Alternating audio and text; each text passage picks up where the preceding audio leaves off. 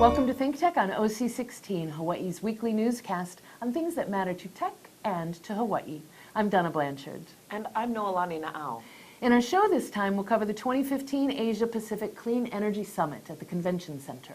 We'll attend some of the events and we'll check in with some of the speakers and attendees there. The annual Asia-Pacific Resilience Summits and Expo, including the Clean Energy Summit, is the largest and most well-attended energy event in Hawaii. This year was no exception. They came from everywhere. The conference went on for 3 days. We attended on August 24th, and it was replete with valuable events, starting with welcoming speeches by a variety of energy officials and dignitaries. These included Governor David Ige, Luis Salaverria, Director of DBET, Alan Oshima, President and CEO of Hawaiian Electric, Eric Gleason, CEO of NextEra Energy Hawaii, Murray Clay, Managing Partner of Ulupono Initiative, Dawn Lippert of the Energy Accelerator, and Mark Glick of the State Energy Office at DBET. After the welcoming, there were a number of panel programs, including panels dealing with transportation energy solutions, grid modernization, redundancy in diverse technologies, customer and supplier outlook in a time of cheap oil, community renewables, distributed energy resources, the Energy Accelerator companies, and energy efficiency. Since ThinkTech moderated the panel program on distributed energy resources, we paid special attention to that one. It featured a top-flight panel consisting of Mina Morita, former chair of the PUC, Jim Alberts of Hawaiian Electric, Mike Yamane of Kauai Island Utility Cooperative, Warren Bollmeyer of the Hawaii Renewable Energy Alliance, and Marco Mangelsdorf of Provision Solar and the Hawaii Island Energy Cooperative. DER is the path, the way. The DER questions will have to be answered, no matter what the format is, no matter what the technology is, although those things are certainly important. We need to work out where things are, who does what, and who pays for what. This panel is where that is. It's the framework going forward. Information and education are key to be able to articulate and achieve our common vision. Understanding the drivers for this paradigm shift not only is important for DER stakeholders, but also for Hawaii residents and businesses as energy prosumers and customers for support and buy-in of Hawaii's energy transformation. So over the weekend, I was reviewing a joint utility and advanced energy industry working group position paper that came out about 2 weeks ago by the Advanced Energy Economy Institute. And it's entitled Towards a 21st Century Electricity System in California. You know, while many of the comments and recommendations were specific to California's policy and their regulatory landscape and grid configuration, the guiding principles and challenges that were framed in this report has universal application. So rather than reinventing the wheel, I believe the Hawaii PUC DER investigation can be measured and checked within this framework for validation of our path forward and for a progress check to see how we are upholding our status as on the bleeding edge.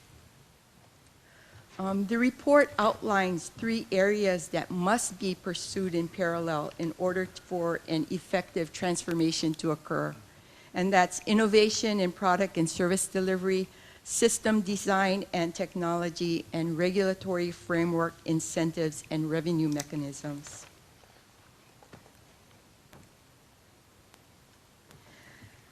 In addition, the report lists 5 guiding principles, and I took the report's narrative and I adjusted it to Hawaii's situation.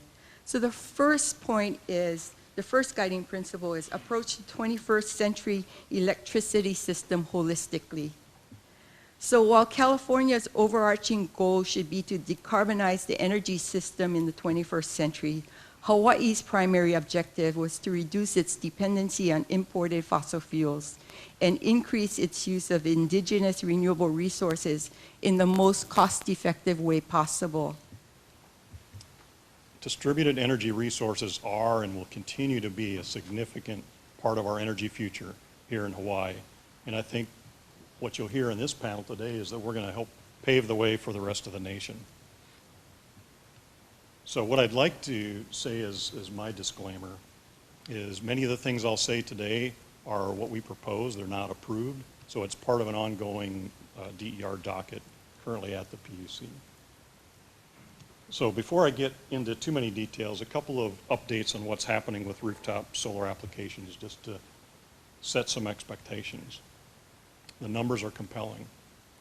Over 15,000 approvals since our commitment last October, 70,000 customers connected or approved. That represents 15% of all customers. And when we look at single-family homes on Oahu, 30% have installed or been approved. These are large numbers. Nearly half of all circuits produce more power than they use during the day. And since 2013, the timeline for approvals has been reduced by nearly 400%. So not only are we approving more applications than ever, but doing it significantly faster. In order to set up what's proposed in this slide, a couple of quick thoughts. It's helpful to have some perspective here. In 2008, we had roughly 800 net energy metering customers. Percentage-wise, that's 0.18%. Compare that to 70,000 at 15%. So it does become pretty apparent due to this magnitude of difference that something needed to change. So on the left-hand side is a list of problems encountered with substantial amounts of distributed energy resources when thought of as independent of everything else. So think of just a bunch of systems out doing on their own without any coordination or interaction. Just wanted to share some of KUC's perspective on DERs. I'm just kind of giving you some context on where DER fits within KUC's frame. It is part of the solution. It's not the total solution. At KUC, we really want to focus on something that benefits all our members. We're a member-owned cooperative. We're looking at, we have Koloa Solar that's been up and running. That's a 12 megawatt solar field producing power at 12 cents per kilowatt hour. Anahola, which is actually undergoing test energy back and forth to the grid. As we speak today, along with 6 megawatts of lithium-ion battery, you can see that on the lower right-hand corner, those white containers are the battery storage along the PV fields. That's going to displace 1.7 million gallons of oil annually. And of course, our green energy that burns biomass. And I think the point here, if you look up there in the upper right corner, our fuel mix, while DER is close to our hearts because I think it's the consumer side that does it, as a co-op, we need to look to make sure that all our consumers can benefit from the renewables and the goals set forth by the state, and that's really where we're working on right now. My next couple slides, I'll get into more on the specifics on DER, but just to share an overall context on where DER fits within KIUC's solution. Just to share some history on, we talked about the rates, the NEM rates, and NEM pilot, and all these different rate options. If you look at this chart here, it goes back to 2010, but as far as 2009, our KIUC's NEM was fully subscribed. It was during that time that legislation was passed to transfer the NEM limits to the PUC, and then a NEM limit docket was open. During that docket, we aggressively stood our ground on keeping the NEM limits as they were, but as an off-take of that, we opened a NEM pilot, which was intended to see if there were other takers at a different rate option. So our NEM pilot was offered up to 200 kW. There was a cap of 3 megawatts, and there was a 3-year limit on when you could subscribe. And as you can see, by 2013, that NEM pilot was also fully subscribed. Well, there was a chart there, had a nice picture of a field somewhere in the Midwest with wind turbines, and the confession was, in '77, I started out as a wind geek, and incidentally doing distributed wind. So the question is, on the first slide, is what is the plan? We got all this vision of where we're going. What's the plan, boss? So there's going to be lots of questions, so we'll start with that. And so is it simply getting the plan right? And first off, I guess we have to say, well, what's the plan? I would say it's some sort of an implementation plan. These are items that if we could all agree to, then over time, achieve some consensus, then I would say, yeah, this is something that we can do. That's the short answer. And obviously, at least to me, we're way behind on grid integration. Interestingly enough, now customers becoming the new buzzword, but there's always more questions, so I'm hoping maybe on the next chart we could start talking about some answers. So what policies would be in the I-plan? And I was thinking, okay, I'm an Android guy, but you know, we got iPhones, we got iPads, why can't we have I-plans? So anyway, some key things I think we need to do is continue our state credits at least through the end of 2016 and review that. It's all part of, if we want to have sustainable energy, we got to have, in my opinion, sustainable policy. Jim mentioned a little bit about pricing renewables. That's a decades-long conversation that is still continuing, and so it's a matter of how to get that right. I think we're moving in that direction in the DER docket, which we're a member, or my organization, HRA, is a member of that. I'm really pleased to be here to share with you all kind of what I see as the view from the trenches of the PV industry. I've been doing this quite a number of years, and I'm pleased and really honored to be here to represent some of my friends who aren't sitting next to me, who I see in the audience there, people like Brad Albert from Rising Sun, Drew Bradley from REC Solar, my friend Tom Stars from SunPower. And I'd like to share with you kind of, again, from the trenches where I see the PV industry right now in Hawaii. And I give thanks to my friend G. Ignacio for this slide. He shared it with me a number of years ago, and it's made a big impression on me ever since. I think this is really an extraordinary photo in that it shows truly how isolated our beautiful island state is, separated by thousands of miles of incredibly dark, deep blue sea from one continent to the other. Yeah, the top of this slide said the solar coaster. The solar coaster, some of you may have heard that phrase before, but this is a really, I think, interesting and graphic representation of how kind of topsy-turvy the PV industry has been just in the past handful of years. This is representative only of Oahu PV permits issued, as Oahu, the Department of Planning and Permitting, is relatively easy to data mine in terms of gathering that data and putting it in an organized fashion. But what's a takeaway, a couple takeaways from this slide for me, is you see that in October, well, the fall of 2012, we hit our peak, or at least Oahu hit its peak, and actually that went into 2013 as well, not just for Oahu, but much of the rest of the state, because a lot of systems that were sold and permitted in late 2012 were actually installed going well into 2013. And then you look at the last 2 years there, represented in those two different colors there to the right of the slide. You can see that the numbers went down significantly for the previous couple of years. And in fact, up until this past March, the PV industry on Oahu had suffered year by year, year-over-year decline in terms of the number of PV permits issued for 24 straight months, until that finally stopped in March, when there was an increase compared to March of last year. So it has been one heck of a ride, not just for contractors on Oahu, but also for the rest of us throughout much of the rest of the state.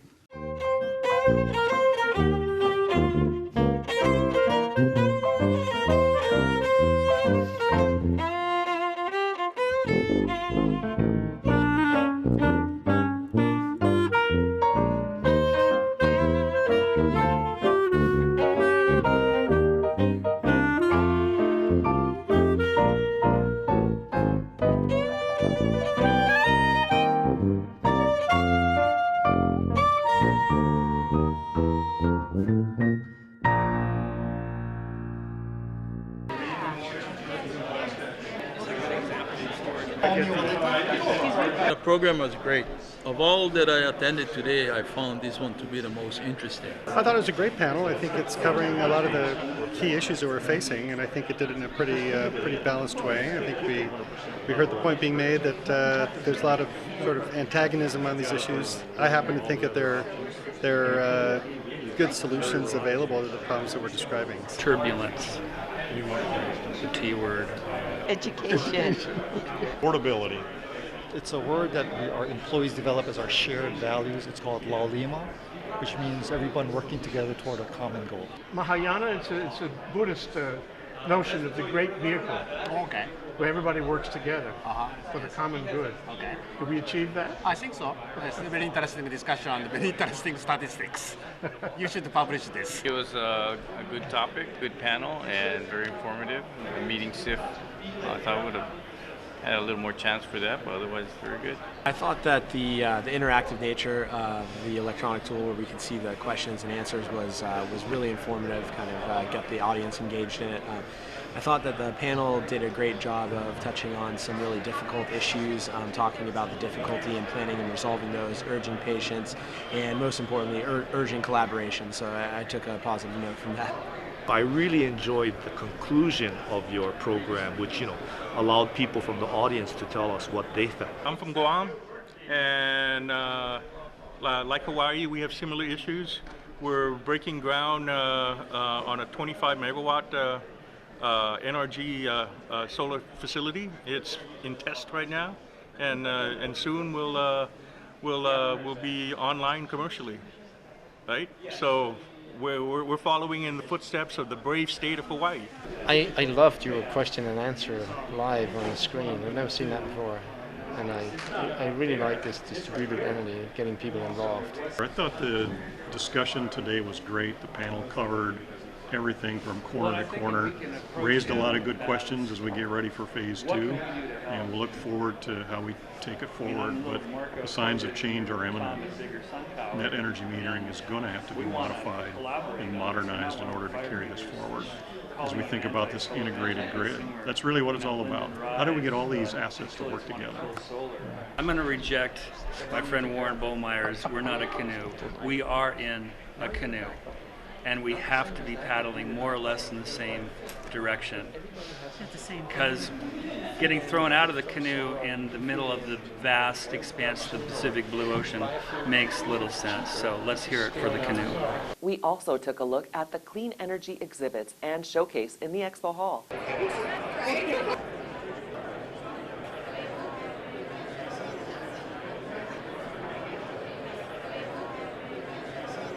Lots of interest in the storage business, which we're in with the Energy Power Company, and so there's a lot of opportunity in renewables. We've had our starts and stops over the years, but now, as the governor says, we need to get off of fossil fuel. We need to move to the 2045 100% renewables. Once a year, you get to see all your friends in the energy world and come together and talk about things and hear the latest about what's going on.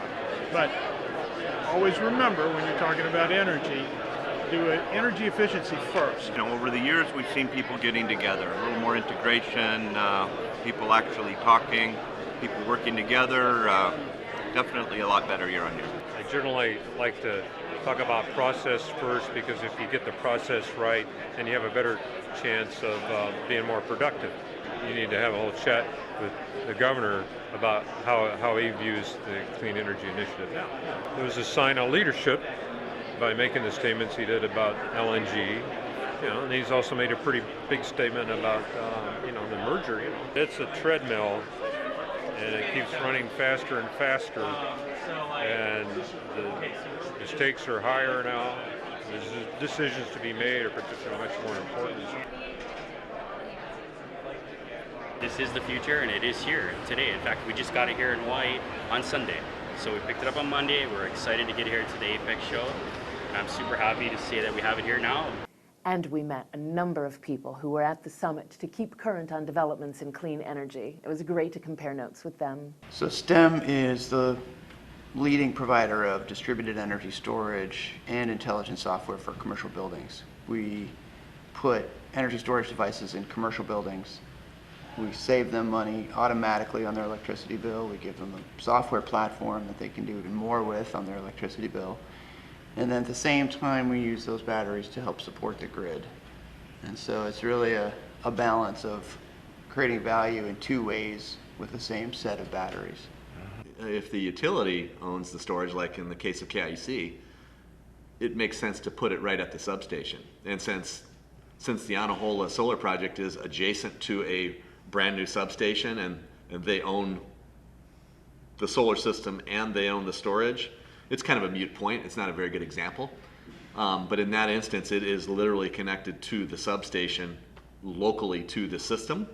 Novus Power, we have developed and producing a power management and control system that starts with a dispatchable power source that is going to always be more fuel efficient than the power sources it displaces. It could be a fossil fuel source, it could be a fuel cell, whatever that prime mover is, and that gives us the power certainty.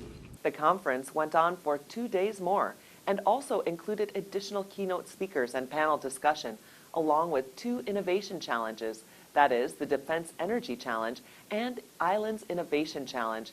It was bristling with new ideas and possibilities. All in all, this was and continues to be a spectacular gathering of clean energy executives, officials, entrepreneurs, experts, and customers. A conference where you can learn a lot not only about what's going on in energy, not only in Hawaii and the mainland in Asia, not only in the government, academic, defense, and civilian communities, but everywhere. In a time of controversy on so many energy issues, it was also a conference where you could get current on those issues and hear the contending advocates and positions on those issues and on possible solutions to those issues. Perhaps that was the most valuable aspect of all. Conferences like this serve a valuable purpose in bringing people together, in letting them educate and express themselves, and in raising the bar for everyone in the energy industry, in government, and in the community. After all, if Hawaii is going to be the state that leads in clean energy, we need everyone around us to be fully informed, and for that matter, enthusiastic about our resources, our policies, our regulation, our progress, and our goals. In that way, hopefully, we can find a clear path and reach those goals on a timely, if not an expedited basis. It's not easy, but if we learn together and work together, surely we can do just that.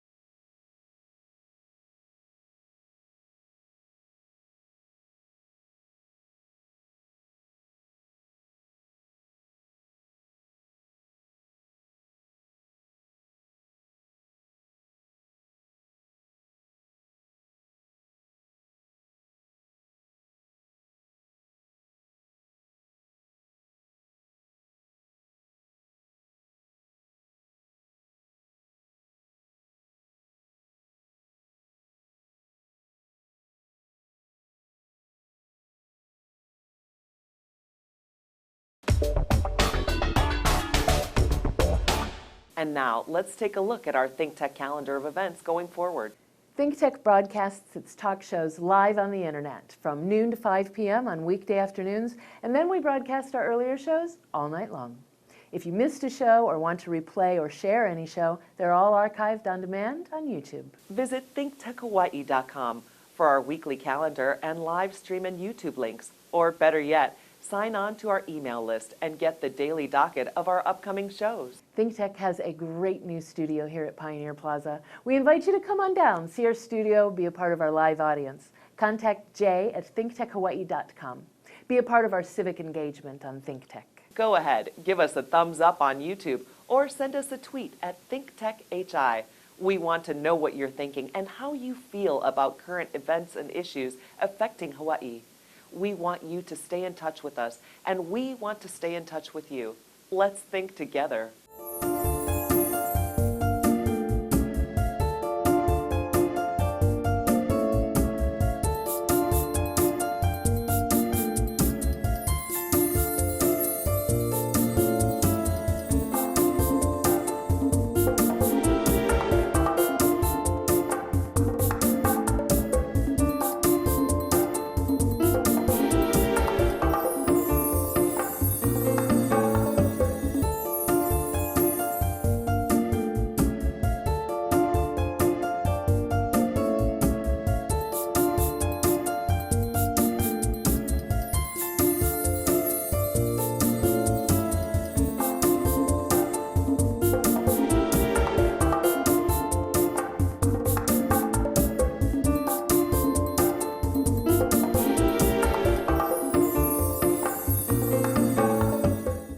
Thursday, September 17th, ThinkTech will join with the Anthology Marketing Group to present a program called Hawaii, the State of Hospitality, Are We Reaching Our Limits? At the Anthology Theater in Bishop Square. The program will cover the status and prospects of the hospitality industry in Hawaii and will feature business, government, and academic experts on tourism in Hawaii. Join us and raise your awareness about the critical changes taking place in Hawaii. Be a part of the conversation and sign up to attend on thinktechhawaii.com. We'll be right back to wrap up this week's edition of ThinkTech, but first we want to thank our underwriters.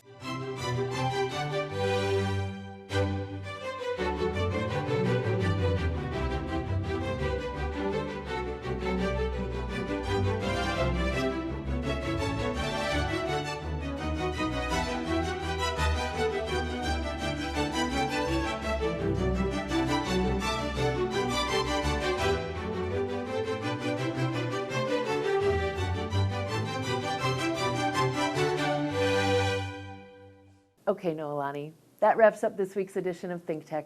Remember, you can watch ThinkTech on OC16 several times every week. Can't get enough of it, just like Duke Oishi does. For additional times, check out oc16.tv. For lots more ThinkTech videos and for underwriting opportunities on ThinkTech on OC16, visit thinktechhawaii.com. Be a guest or volunteer, a producer or intern, and help us reach and have an impact on Hawaii. Thanks so much for being a part of our ThinkTech family and for supporting our open discussion of tech, energy, diversification, and globalism in Hawaii. You can watch this show throughout the week and tune in next Sunday evening for our next important weekly episode. I'm Donna Blanchard, and I'll see you on Center Stage, 2 to 3 p.m. this Wednesday. And I'm Noelani Na'au. Aloha, everyone. Oh, oh.